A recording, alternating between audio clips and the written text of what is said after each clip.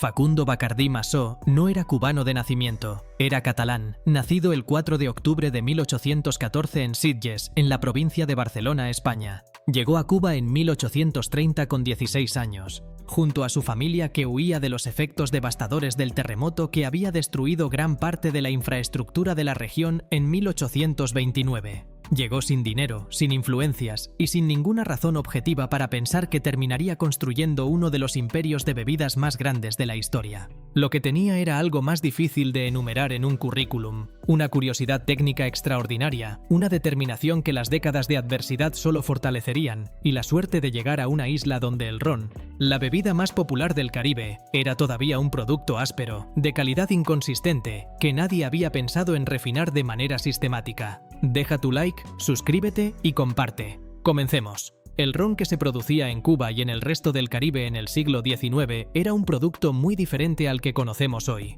Era oscuro, pesado, con un sabor intenso y a menudo desagradable que los consumidores toleraban porque era barato y porque el alcohol era el alcohol. El proceso de producción era simple y sin refinamiento. Se fermentaba la melaza, el subproducto del azúcar de caña, se destilaba el líquido resultante y se embotellaba. Punto. Nadie había pensado en filtrar el producto para eliminar sus impurezas, nadie había experimentado sistemáticamente con las levaduras de fermentación, nadie había considerado que el ron podía ser algo más que el licor barato del pueblo. Facundo Bacardí pensó exactamente eso, trabajando como importador de vinos y licores en Santiago de Cuba, donde su familia se había establecido. Bacardí observó el mercado del ron con los ojos de alguien que conocía los licores europeos de alta calidad y entendía que la diferencia entre un producto ordinario y uno extraordinario era técnica, no mágica. Empezó a experimentar. Compraba pequeñas cantidades de ron de diferentes productores y probaba distintos métodos de filtración, distintas temperaturas de fermentación, distintas combinaciones de levaduras.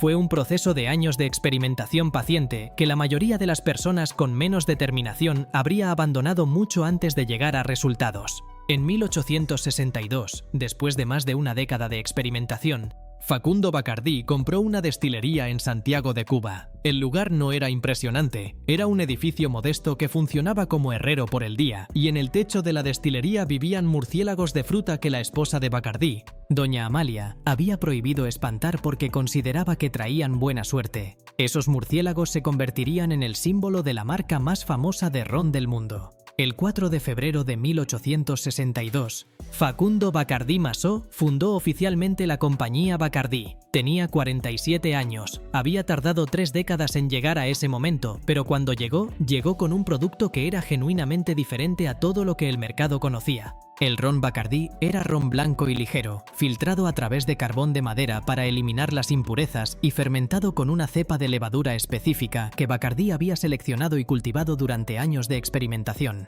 El resultado era un ron suave, de sabor limpio, que podía beberse solo o mezclado con otros ingredientes sin que su sabor dominara la mezcla. Era radicalmente diferente del ron oscuro y pesado que el mercado conocía, y respondía a algo que los consumidores querían pero que nadie les había ofrecido todavía: un licor de calidad, refinado y consistente, que podía competir en sofisticación con los brandys y whiskies europeos. El primer gran reconocimiento internacional de la calidad del ron Bacardí llegó en 1876, cuando el producto ganó medalla de oro en la Exposición Universal de Filadelfia, donde participaba para celebrar el centenario de la independencia de Estados Unidos. Era la primera vez que un ron del Caribe recibía ese nivel de reconocimiento en una competencia internacional de este prestigio, y colocó a Bacardí en el mapa de los licores de calidad mundial. Más medallas siguieron en las Exposiciones Universales de Barcelona en 1888 y de Chicago en 1893. La reputación se construía premio a premio, mercado a mercado. La historia de Bacardí no puede contarse sin mencionar sus momentos de crisis existencial, que son tan importantes como sus triunfos. El primero llegó con la Guerra de Independencia de Cuba de 1895 a 1898. Emilio Bacardí, hijo de Facundo, y entonces al frente de la empresa, era un patriota declarado que financiaba activamente la causa independentista cubana. Las autoridades coloniales españolas lo arrestaron 2 veces y lo enviaron al exilio en África como preso político. La destilería fue confiscada temporalmente. Cuando la guerra terminó con la victoria cubana y la independencia de la isla en 1898, Emilio Bacardí regresó no solo como empresario sino como héroe nacional. y la marca quedó asociada para siempre con el orgullo cubano. Pero las contribuciones de Emilio Bacardí a Cuba no se limitaron al negocio familiar. Era también un apasionado coleccionista de arte y arqueología que donó a la ciudad de Santiago de Cuba una colección de más de 20.000 piezas que hoy constituye el núcleo del Museo Bacardí. Fundado en 1899 y considerado el primer museo público de Cuba. La colección incluía arte precolombino, pinturas europeas, objetos de la historia de la esclavitud en el Caribe y artefactos de las guerras de independencia cubanas. Emilio Bacardí era, en igual medida, un hombre de negocios, un patriota y un humanista. Y esa combinación de cualidades marcó el carácter de la empresa familiar que heredó de su padre. Hay un capítulo de la historia de Bacardí que tiene dimensiones casi novelescas. En 1933, durante la prohibición en los Estados Unidos, cuando era ilegal producir o vender alcohol en el país, Bacardí diseñó una campaña publicitaria extraordinariamente astuta. Invitaba a los turistas americanos que viajaban a Cuba huyendo de la prohibición a tomar su primer daiquiri, un cóctel de ron blanco Bacardí, jugo de lima y azúcar, en los bares de La Habana. El daiquiri no era una invención de Bacardí. Había sido creado a principios del siglo XX por ingenieros americanos en las minas de hierro de Daiquiri, en la costa sur de Cuba. Pero Bacardí lo adoptó, lo estandarizó y lo convirtió en el emblema del buen vivir caribeño.